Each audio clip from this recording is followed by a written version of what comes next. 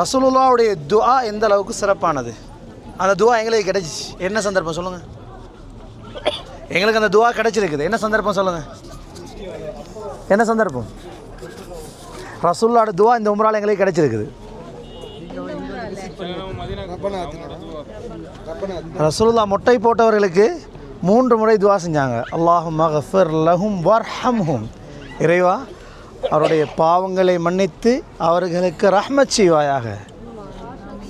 ரசூலுல்லாவுடைய துஆ கிடைச்சிட்டா எவ்வளோ பெரிய பாக்கியம் இல்லையா? அந்த துஆ ஒரு மனிதனை கியாமத் நாள் வருகின்ற வரைக்கும் பேச வச்சிருக்குது. ஒரு துஆ கியாமத் நாள் வருகின்ற வரைக்கும் பேச வச்சிருக்கு, ஒரு சாலிஹான ஒரு அடியானாக மாற்றி.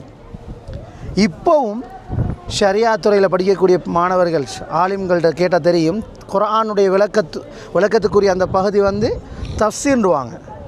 தஃப்சீர் அதை பிரட்டி குர்ஆன் வசனத்தில் முதல் விளக்கமாக இருக்கிறது கவுல் இப்னு அப்பாஸ் அப்படின்னு வரும். எப்படி? கவுல் என்பது கூற்று, இப்னு அப்பாஸ் என்னுடைய மகனாருடைய கூற்றுனா வரும். பாருங்கள், ரசூலுல்லாவுடைய துஆ இதுவரைக்கும் ஒரு அடியானை பற்றி நல்ல விஷயத்தை பேச வச்சுருக்குது. அவருடைய கல்வியை மறுமை நாள் வருகின்ற வரைக்கும் அல்லாஹ் தஆலா கொண்டு போக வச்சுருக்கிறான். இதில் நாங்கள் எதை படிப்பு நடக்கணும் தெரியுமா? நாங்கள் மௌத்தாகிறதுக்கு முன்னாடி உலகத்தில் ஏதாவது ஒன்று நாங்கள் விட்டுட்டு போகணும். அப்படியே இல்லையா?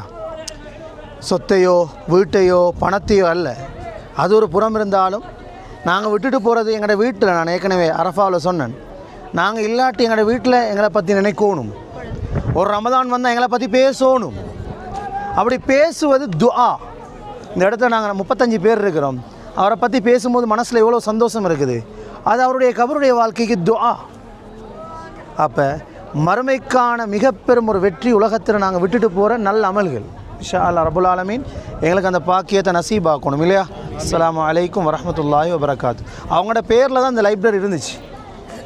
வரக்கூடிய மனிதர்களுடைய இயல்பு தானே, சில இயல்பு குணங்களை மாற்ற இயலாது.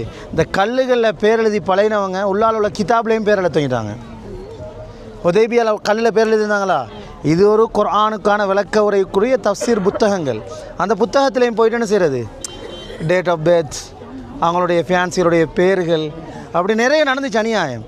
அதோட நீ உள்ளே திறந்தா தானே நீ உள்ளே வருவே, அதனால் மூடிடுவோம் அப்படின்னு மூடிட்டாங்க. இல்லாட்டி மாஷா அல்லாஹ் அவங்களால் தொகுக்கப்பட்ட நிறைய புத்தகங்கள் உள்ளால் இருந்துச்சு.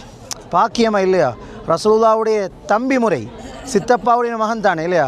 அப்போ ஒரு மக்தபா, அதுக்கு பக்கத்தில் பெண்கள் தொழக்கூடிய பகுதிக்கு பக்கத்தில் தான் அவங்களுடைய கபிரஸ்தானம் இருக்குது. யாருக்கும் பார்க்க முடியாது இன்ஷா அல்லாஹ்.